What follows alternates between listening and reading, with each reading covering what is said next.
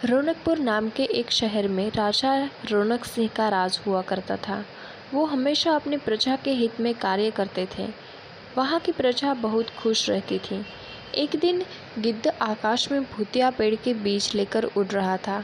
जैसे ही गिद्ध रौनक पर पहुँचा तो उसके मुंह से एकदम बीज रौनकपुर के बीचों बीच गिर गया।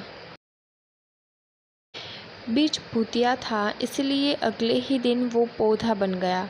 वहाँ से स्थानीय निवासियों ने जब पौधे को देखा तो हैरान रह गए, क्योंकि पौधे का रंग काला था।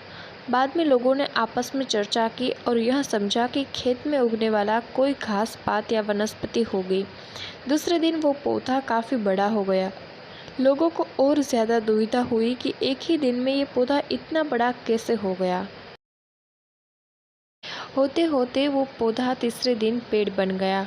समय बीता और लोग भी तेज़ी से बढ़ने वाले पौधे के बारे में सोच सोचकर परेशान हो रहे थे। वो इस मामले को राजा के पास लेकर गए। जैसे ही वो जादुई पौधे का पता चलते ही राजा ने तुरंत उस जगह पर पहुंच गए। राजा को जैसे ही पता चला कि एक काले रंग का पौधा 3 दिन में पेड़ बना है, तो वो भी उस पेड़ को हैरानी से देखने लगे। राजा उस पेड़ के पास चौथे दिन पहुंचे थे और तब तक पेड़ और बड़ा हो चुका था। वो इतनी तेज़ी से फैला था कि किसी को यकीन नहीं हो रहा था। राजा समझ गए थे कि काला है, इसमें ज़रूर कुछ जादू टोना होगा।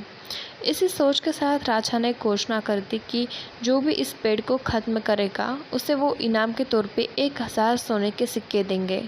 यही नहीं, राजा ने यहाँ तक कहा कि पेड़ को ख़त्म करने वाला व्यक्ति मेरी मृत्यु के बाद मेरी राजगादी पर पाने का हकदार भी बनेगा। इतनी बड़ी घोषणा सुनने के बाद हर कोई पेड़ खत्म करने के लिए अपना दिमाग लगाने लगा। राजा के सारे चतुर मंत्रियों ने भी तरकीब लगाई, लेकिन पेड़ को कोई भी नष्ट नहीं कर पाया। किसी ने पेड़ के आसपास आग लगवाई तो एक मंत्री ने उस भूतिया पेड़ को हाथियों तक से खिंचवाया, लेकिन पेड़ को कुछ भी नहीं हुआ। अब लोगों के मन में डर बैठ गया और उन्हें लगा कि पक्का यह ऐसा वैसा नहीं, बिल्कुल भूतिया पेड़ है। तभी उस गांव के एक समझदार व्यक्ति को राजा की घोषणा का पता चला। जानकारी मिलते ही वह अपने गुरु के पास भूतिया पेड़ से जुड़े रहस्य को जानने के लिए पहुंच गया। गुरुजी ने अपने ध्यान की शक्ति को एकत्र करके देखा और उससे पूछा, क्या तुम पेड़ को खत्म करना चाहते हो? समझदार व्यक्ति ने जवाब दिया, हाँ गुरुजी। सब उससे परेशान है। गुरुजी ने बताया कि उसे खत्म करने का एक ही तरीका है। इसके लिए तुम्हें उस पेड़ के आसपास नमक डालना होगा। इस तरकीब के बारे में जानते ही वो व्यक्ति तेज़ी से राजा के पास गया और कहा कि इस पेड़ के आसपास आपको नमक डलवाना होगा। ऐसा करने पर ही पेड़ खत्म होगा।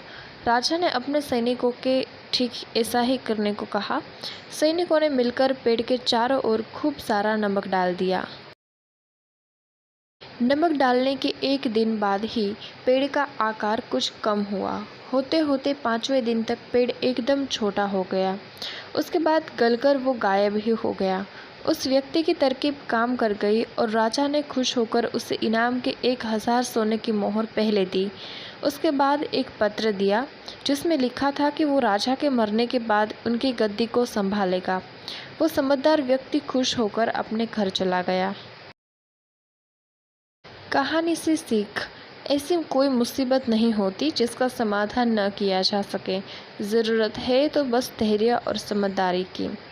दोस्तों, अगर आपको ऐसी हिंदी कहानियाँ अच्छी लगती है तो हमारे वीडियोस को लाइक कीजिए, शेयर कीजिए और चैनल को सब्सक्राइब कीजिए। Thank you.